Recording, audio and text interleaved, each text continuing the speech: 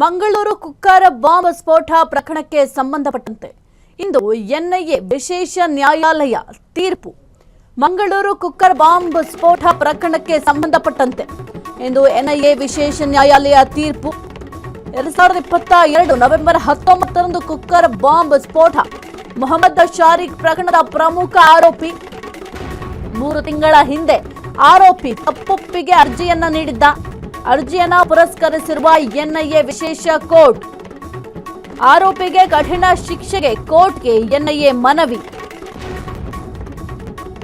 ಇದು ಎನ್ಐಎ ಕೋರ್ಟ್ನಿಂದ ಮಹತ್ವದ ತೀರ್ಪು.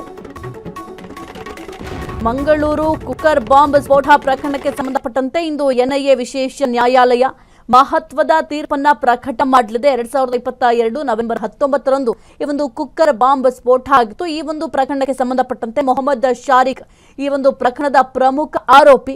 ಆತ 3 ತಿಂಗಳ ಹಿಂದೆ ಅಷ್ಟೇ ತಪ್ಪೊಪ್ಪಿಕೊಂಡಿದ್ದ. ಈ ಮೊದಲು ನನಗೂ ಈ ಒಂದು ಪ್ರಕರಣಕ್ಕೂ ಯಾವುದೇ ರೀತಿಯ ಸಂಬಂಧ ಇಲ್ಲ, ಇದರಲ್ಲಿ ನಂದೇನೂ ಕೂಡ ತಪ್ಪಿಲ್ಲ ಅಂತ ಹೇಳ್ತಾ ಇದ್ದ. ಅದಾದ ನಂತರ 3 ತಿಂಗಳ ಹಿಂದೆಯಷ್ಟೇ ಆರೋಪಿ ಏನಿದ್ದಾನೆ ಮೊಹಮ್ಮದ್ ಶಾರಿಕ್, ಆತ ತಾನು ಮಾಡಿದ ತಪ್ಪು, ನಾನೇ ಈ ಒಂದು ಪ್ಲಾನ್ ಮಾಡಿದ್ದು ಅಂತ ತಪ್ಪೊಪ್ಪಿಕೊಂಡು ಅರ್ಜಿಯನ್ನು ಕೂಡ ಸಲ್ಲಿಕೆ ಮಾಡಿದ. ಈ ಒಂದು ಅರ್ಜಿಯನ್ನ ಎನ್ಐಎ ವಿಶೇಷ ಕೋರ್ಟ್ ಪುರಸ್ಕಾರ ಕೂಡ ಮಾಡಿತ್ತು. ಇನ್ನು ಆರೋಪಿಗೆ ಕಠಿಣ ಶಿಕ್ಷೆ ಕೊಡಬೇಕು ಅಂತ ಎನ್ಐಎ ಕೋರ್ಟ್ಗೆ ಮನವಿ ಕೂಡ ಮಾಡಿಕೊಂಡಿತ್ತು. ಇವತ್ತು ಎನ್ಐಎ ಕೋರ್ಟ್ನಿಂದ ಮಹತ್ವದ ತೀರ್ಪು ಹೊರಬೀಳಲಿದೆ. ಇನ್ನು ಮಂಗಳೂರು ಕುಕ್ಕರ್ ಬಾಂಬ್ ಸ್ಫೋಟ ಪ್ರಕರಣದ ಪ್ರಮುಖ ಆರೋಪಿ ಮೊಹಮ್ಮದ್ ಶಾರಿಕ್ ತಾನು ಕೃತ್ಯ ಎಸಗಿದ್ದಾಗಿ ಸಲ್ಲಿಸಿದ್ದ ತಪ್ಪೊಪ್ಪಿಗೆ ಅರ್ಜಿಯನ್ನ ಎನ್ಐಎ ವಿಶೇಷ ನ್ಯಾಯಾಲಯ ಮಾನ್ಯ ಮಾಡಿದೆ. ಇವತ್ತು ಶಿಕ್ಷೆಯ ಪ್ರಮಾಣ ಕೂಡ ಪ್ರಕಟ ಮಾಡುತ್ತೆ. ಎನ್ಐಎ ವಿಶೇಷ ನ್ಯಾಯಾಲಯದಲ್ಲಿ ವಿಚಾರಣೆ ಕೂಡ ನಡೆದಿತ್ತು. ಇನ್ನು ವಿಶೇಷ ಸರ್ಕಾರಿ ಅಭಿಯೋಜಕ ಪ್ರಸನ್ನ ಕುಮಾರ್ ಅವರು ಆರೋಪಿಗೆ ಅಂತಿಮವಾಗಿ ಕಠಿಣ ಶಿಕ್ಷೆ ವಿಧಿಸುವಂತೆ ನ್ಯಾಯಾಲಯದಲ್ಲಿ ವಾದ ಕೂಡ ಮಂಡಿಸಿದ್ರು. ಆ ಒಂದು ವಾದವನ್ನ ಆಲಿಸಿ ಕೋರ್ಟ್ ಶಿಕ್ಷೆಯ ಪ್ರಮಾಣವನ್ನ ಪ್ರಕಟ ಮಾಡಲಿದೆ ಇವತ್ತು. ಇನ್ನು ಕಳೆದ 3 ತಿಂಗಳ ಹಿಂದೆಯೇ ಆರೋಪಿ ಶಾರಿಕ್ ತಾನು ಕೃತ್ಯ ಎಸಗಿದ್ದಾಗಿ ತಪ್ಪೊಪ್ಪಿಕೊಂಡಿದ್ದ.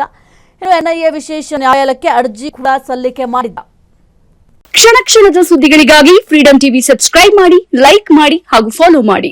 ಹೊಸ ಸುದ್ದಿಗಳ ನೋಟಿಫಿಕೇಶನ್ಗಾಗಿ ಬೆಲ್ ಐಕಾನ್ ಮೇಲೆ ಕ್ಲಿಕ್ ಮಾಡಿ.